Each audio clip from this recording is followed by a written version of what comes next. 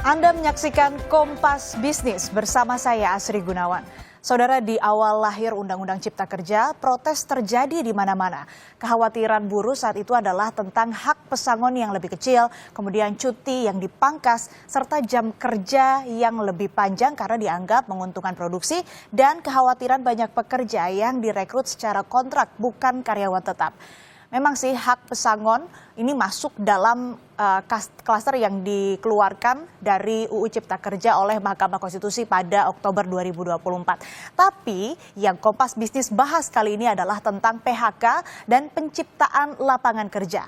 Tahun 2025 menjelang Ramadan, bahkan sampai Ramadan, ancaman PHK masih begitu nyata. PHK di mana-mana. Sesulit itukah menemukan lapangan pekerjaan atau bertahan bekerja sejak ada Undang-Undang Cipta Kerja? Kita lihat data berikutnya. Jadi saudara, tujuan Undang-Undang Cipta Kerja, kalau kata Kemenko Perekonomian, ini adalah menjamin setiap warga negara memperoleh pekerjaan, imbalan, dan perlakuan yang adil dan layak dalam hubungan kerja. Cita-citanya baik, yaitu memberikan jaminan pekerjaan bagi setiap warga negara. Betul, tingkat pengangguran terbuka yang ada di Badan Pusat Statistik itu turun. Tetapi kalau dibedah datanya, pada tahun 2024 saja 18,4 juta pekerja berusia 15 sampai 24 tahun di Indonesia, 45% diantaranya bekerja di sektor informal. Bahkan ada juga yang menarik saudara, dari kelompok anak muda yang bekerja informal itu lebih dari 60% berstatus pekerja keluarga tak dibayar. Siapa sih yang nggak mau kerja di sektor informal, di sektor formal, gaji dapat, perlindungan hukum juga dapat. Nah, Undang-Undang Cipta Kerja ini kan targetnya mengganda-gandakan investasi hanya antara 2 sampai 3 tahun sehingga lapangan pekerjaan terbuka. Ketika usianya sudah 5 tahun, kenapa justru Indonesia ini menuai badai PHK? Lalu berapa sih rasio investasi terhadap ekonomi Indonesia dengan rata-rata pertumbuhan ekonomi 5,4%? Jawabannya cuma 27%. India dan Vietnam bagaimana? Nah, ini sudah di atas 32%. Kita ke data berikutnya yaitu PHK selama bulan Januari sampai dengan Februari di tahun ini, di tahun 2025. Nah, di perusahaan tekstil di wilayah Sumedang ada 700 pekerja yang terkena PHK. Kemudian masih dengan perusahaan tekstil di Cimahi, besarnya ada 270 pekerja. Kemudian perusahaan bulu mata di Garut ada 2.000 pekerja yang kena PHK. Perusahaan sawit di Kalimantan Barat ini sebesar 2.000 juga, angkanya sangat besar. Kemudian di perusahaan jasa pengiriman di Jakarta ada 1.000 pekerja yang terkena PHK. Kemudian kebutuhan rumah tangga di Jakarta atau di sektor kebutuhan rumah tangga atau perusahaan kebutuhan rumah tangga di Jakarta, ini ada 300 pekerja yang terkena PHK. Dan ini yang terbanyak saudara di Jawa Tengah, perusahaan tekstil ada 10.824 pekerja yang terkena PHK. Nah saudara, kalau kita lihat juga bagaimana kemudian tren PHK secara tahunan, 3 tahun terakhir kita lihat datanya, ini angkanya cukup fantastis. Angka ini bukan cuma angka, tapi ini adalah jumlah pekerja yang terkena PHK. Di tahun 2022 ada 25.114 pekerja yang terkena PHK. Kemudian di tahun 2023 naik lagi angkanya menjadi 64.855 pekerja yang terkena PHK. Dan terakhir di tahun kemarin, tahun 2024 kembali naik. Bahkan mencapai 80.000 pekerja yang terkena PHK. Ini didominasi di sektor manufaktur, tekstil, dan alas kaki. Nah saudara, Kongres Aliansi Serikat Buruh Indonesia Kabupaten Cirebon ini melakukan aksi unjuk rasa setelah adanya pemutusan hubungan kerja massal pabrik alas kaki Yihong Novatex Indonesia. Unjuk rasa Kongres Aliansi Serikat Buruh Indonesia Kabupaten Cirebon di depan kantor Bupati diwarnai kericuhan pada Selasa 11 Maret 2025. Koordinator Aksi Kongres Aliansi Serikat Buruh Indonesia atau KASBI, Suryana, bilang 10 Maret 2025, Yihong Novatex Indonesia telah melakukan PHK sepihak pada sekitar 1.500 pekerja. Setelah terjadinya kericuhan, pemerintah Kabupaten Cirebon menemui perwakilan buruh dan berjanji akan melakukan mediasi dengan perusahaan. Kan PHK sepihak ya Pak. Mm-mm. Dan PHK sepihak kita kenapa dia cuma mengelabui kita karena iming-iming public pilot apalah, sementara dia tidak bisa membuktikan itu gitu. Dan harapan kami cuma pengen seluruh karyawan PT Yihong yang jumlahnya 1.000 lebih itu dipekerjakan kembali secepatnya. Cukup banyak di PT Yihong, informasi dari teman-teman pekerja tuh sekitar 1.126.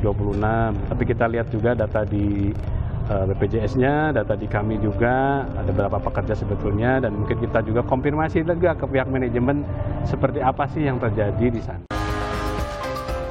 Terima kasih Anda masih menyaksikan Kompas Bisnis bersama saya, Asri Gunawan. Saudara, tren PHK di industri padat karya terus meningkat. Bulan Ramadan atau jelang Lebaran, sejumlah pekerja kehilangan sumber penghidupan. Lebih lengkap soal ancaman badai PHK sudah bergabung Direktur Kebijakan Publik Selios Media Wahyudi Askar. Selamat pagi Mas Media, apa kabar? Selamat pagi Mbak, kabar baik. Mas, Indonesia ini kan darurat sekali badai PHK di bulan Ramadan. Bahkan ini kan kalau kita lihat trennya secara tahunan terus naik. Nah, kalau kita lihat juga bukannya udah ada imunitas anti PHK ya lewat Undang-Undang Cipta Kerja di tahun 2020? Iya betul sekali, Undang-Undang Penciptaan Lapangan Kerja, Undang-Undang Cilaka ya, ini malah bikin cilaka gitu ya, karena ada banyak faktor yang kemudian menyebabkan terjadinya masalah struktural karena kekacauan regulasi. Secara teori, PHK itu disebabkan oleh beberapa hal, mulai dari faktor struktural, kebijakan fiskal, hingga kebijakan moneter juga bahkan. Nah, hari ini kita menghadapi gejolak ekonomi yang juga cukup signifikan, yaitu perlambatan ekonomi. Kita mengalami deflasi pertama selama 25 tahun terakhir, sehingga ini menggambarkan banyaknya investor ya dan pelaku usaha yang akhirnya menunda ekspansi karena pelambatan ekonomi, sehingga juga memperlambat penciptaan lapangan kerja baru. Pada saat yang bersamaan, regulasi yang ada justru juga tidak mendukung daya saing dari sektor usaha kita. Jadi kalau tadi disebutkan bahwa UU Cipta Kerja itu kan istilahnya definisinya itu harus adil dan layak ya. Dan saat ini kenyataannya banyak kerja-kerja yang tidak layak. Salah satu implikasi Undang-Undang Cipta Kerja itu adalah banyaknya tenaga kerja outsourcing. Dan ini jadi hal yang problematik hari ini. Industri tekstil dan manufaktur misalkan, banyak perusahaan di sektor manufaktur karena Undang-Undang Cipta Kerja tadi mulai beralih ke sistem kontrak atau outsourcing. Dan mereka melakukan ini agar bisa menghemat operasionalisasinya. Tetapi implikasinya adalah banyak perusahaan garment, tekstil, dan manufaktur kemudian mengganti ke pekerja kontrak dan mem-PHK pekerja-pekerja yang sudah lama bekerja atau pekerja permanen. Jadi ini yang juga sangat disayangkan ya, implikasi yang tidak diantisipasi dengan baik oleh pemerintah. Di lain itu, iya, selain itu kita juga melihat bahwa memang banyak sekali PHK menjelang Lebaran ini karena menghindari pembayaran THR. Nah, ini juga harus disikapi dengan baik dan ditangani oleh Kementerian Ketenagakerjaan. Badai PHK juga tak terlepas dari tadi yang disebutkan Mas Media, perlambatan ekonomi. Lalu Mas Media, kenapa sih Undang-Undang Cipta Kerja ini bisa dibilang melempem lah atau tidak ampuh dalam menarik investasi? Nah, investasi ini kan banyak mengalir ke padat modal, bukan padat karya. Masalahnya di mana?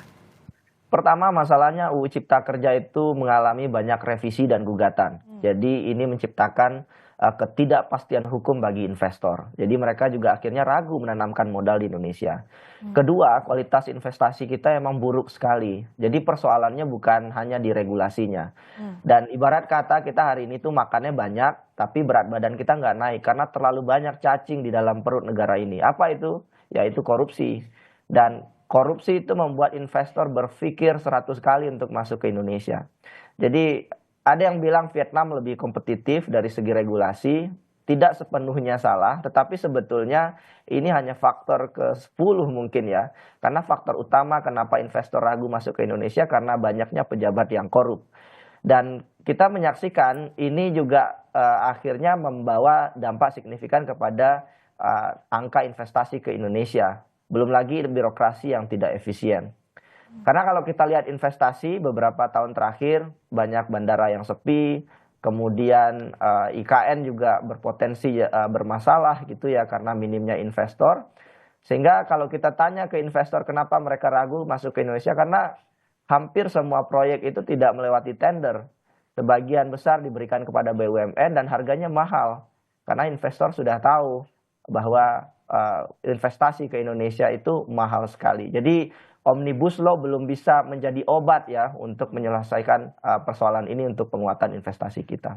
Nggak cukup jadi obat karena masih ada cacing-cacing di perut tadi ya. Korupsi yang menjadi salah satu faktor besar yang membuat para investor juga enggan dan mikir beribu-ribu kali untuk melakukan investasi. Nah, kalau boleh memberikan nilai begitu Mas dari skala 1 sampai 10, di angka berapa keberhasilan atau justru kegagalan Undang-Undang Ciptaker? Ya, saya terlibat sekali cukup intens dalam penyusunan Undang-Undang Ciptaker ya. Dan pada proses awalnya sudah gagal. Jadi saya juga tidak kaget pada saat implementasi juga banyak masalah. Jadi mungkin hanya 3 dari 10 ya. Dan ini harus kita selesaikan. Sebagai sebuah bangsa yang pembelajar gitu ya, Pak Prabowo dan menteri-menterinya harus merespon ini dengan baik. Sekarang pekerja informal kita naik terus ya. Implikasinya ya jelas, kalau terlalu banyak pekerja informal, gajinya tidak teratur, kualitasnya rendah, begitu pekerjaannya akan semakin banyak pekerja rentan. Sama satu lagi, yang paling tidak diuntungkan oleh UU Ciptaker ini anak muda.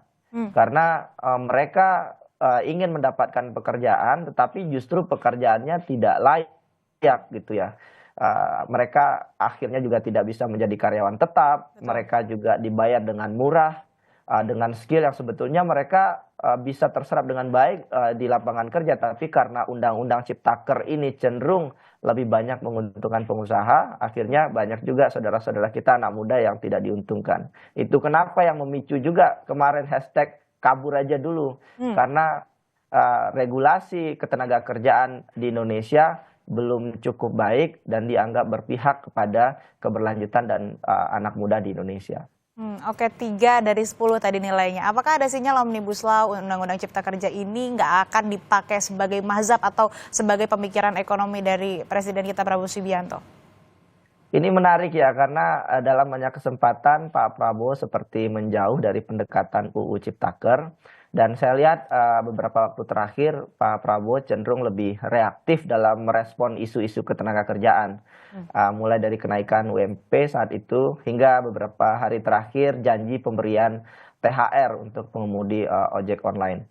Tapi saya melihat bahwa meskipun langkah ini secara positif bisa membantu saudara-saudara kita pekerja rentan, tapi langkah ini juga berdiri di ruang kosong karena belum ada regulasi pendukung. Sehingga kalau kebijakan diusulkan secara spontan ya, tanpa landasan hukum yang kuat, akibatnya ya cenderung ugal-ugalan dan bermasalah ketika direalisasikan secara konkret. Jadi sebetulnya juga aksi yang dilakukan harus sebetulnya ada regulasi yang jelasnya dulu supaya tadi tidak terbilang ugal-ugalan dan nantinya akan menjadi masalah di kemudian hari. Nah, masyarakat juga kan saat ini menjelang Lebaran, bahkan saat Ramadan ya sekarang begitu disodori terus dengan badai PHK, kemudian naiknya harga bahan-bahan pokok begitu. Dan ironinya lagi nih Mas Media, saat masyarakat kesusahan muncul kasus-kasus korupsi, Pertamina misalnya, kemudian pajak sampai terakhir minyak kita. Nah sebetulnya kemana sih arah persepsi publik terhadap keadilan dan juga transparansi pemerintah? Saya kira publik merespon cukup keras ya terkait masalah korupsi hari ini. Dan kalau kita lihat indikator ekonomi, tahun lalu itu kita turun IHSG-nya 3,9%. Dan sebagian bilang alasannya adalah Trump, adalah masalah ekonomi global. Tetapi toh faktanya negara lain tidak mengalami kondisi seburuk di Indonesia. Jadi memang lagi-lagi korupsi jadi masalah hari ini. Tidak terhitung kerugian negara yang terjadi akibat korupsi. Dan segitu besarnya kerugian negara, ada tidak yang mundur pejabat Indonesia? Tidak ada. Jadi pemimpin kita sebagian juga tidak punya etika dan respon yang baik terhadap kasus yang terjadi hari ini. Bahkan kita juga menyaksikan banyaknya prinsip-prinsip meritokrasi yang dilanggar. Jadi kalau sesuai pasal 190 PP nomor 11 tahun 2017, nggak boleh ada adik dari menteri kemudian dimutasi menjadi staf ahli menteri. Tapi ada menteri yang kemudian melakukan itu. Jadi publik dipertontonkan oleh kondisi nepotisme, korupsi yang terus terjadi bahkan hampir setiap minggu ya. Masyarakat marah, tapi kan marah ini harus direspon dengan bijak ya oleh pemerintah dan DPR. Ini yang harus diperbaiki saya kira ke depan. Miris ya Mas, ini kalau kita bicara soal dampak, seberapa jauh PHK ini akan berdampak langsung pada naiknya angka kemiskinan, dan juga ada nggak sih data yang menjelaskan kesulitan ekonomi ini ada relasinya dengan naiknya angka kriminalitas? Lalu kebijakan apa kira-kira yang dibutuhkan, kebijakan konkret apa yang dibutuhkan oleh masyarakat? Iya, banyak sekali studi yang menjelaskan itu bahwa PHK berlangsung langsung kepada kemiskinan, kriminalitas. Kita tahu pada saat COVID banyak terjadi PHK, kriminalitas naik tinggi. Jadi memang pasti berdampak langsung kepada kemiskinan karena ini berkaitan dengan urusan ekonomi, urusan perut ya, dan upah harian masyarakat. Tapi saya kira dalam konteks hari ini yang perlu diingat-ingat betul oleh pemerintah ya, kita menyaksikan hari ini adanya pertarungan gajah dengan gajah, antara pelaku usaha besar dengan pelaku usaha besar, antara pejabat dengan pejabat, berdebat antara menteri dengan menteri gitu ya. Nah, ketika gajah bertarung dengan gajah, pelanduk mati di tengah, itu pepatahnya. Siapa pelanduk itu? Ya masyarakat yang dirugikan akibat kondisi hari ini, ketika aktor-aktor ekonomi, aktor-aktor politik terus bersiteru satu sama lain mencari sumber daya gitu ya, sehingga banyaknya kasus korupsi. Dan ini yang kita tidak inginkan di Indonesia gitu ya, karena seperti yang juga terjadi di negara lain ya, seperti di Venezuela, di Afrika Selatan, akhirnya krisis ekonomi itu berujung pada pengangguran yang tinggi, kriminalitas, dan juga instabilitas politik. Dan ini yang kita khawatirkan, bahwa negara ini tidak boleh kehilangan arah, karena ada banyak anak muda yang menggantungkan harapan hari ini terhadap kebijakan ini, karena berdampak signifikan pada mereka 10-20 tahun ke depan. Baik. Terakhir, saya kira pejabat kita perlu diisi oleh orang-orang yang kompeten. Itu saja. Baik, artinya memang apa yang terjadi sekarang pada masyarakat, utamanya soal lapangan pekerjaan dan juga ya berita buruk soal badai PHK ini tidak terlepas juga karena ada cacing-cacing di perut tadi, lagi-lagi korupsi ataupun juga pertarungan antar elit. Nah, ini yang harus dibersihkan, ini yang harus ditangani juga karena banyak sekali masyarakat terutama anak muda yang menggantungkan hidup begitu ya, ataupun juga perlu memiliki pendapatan atau penghasilan. Terima kasih Mas Media Wahyudi Askar, Direktur Kebijakan Publik Selios telah bergabung bersama kami di Kompas Bisnis. Sehat selalu Mas.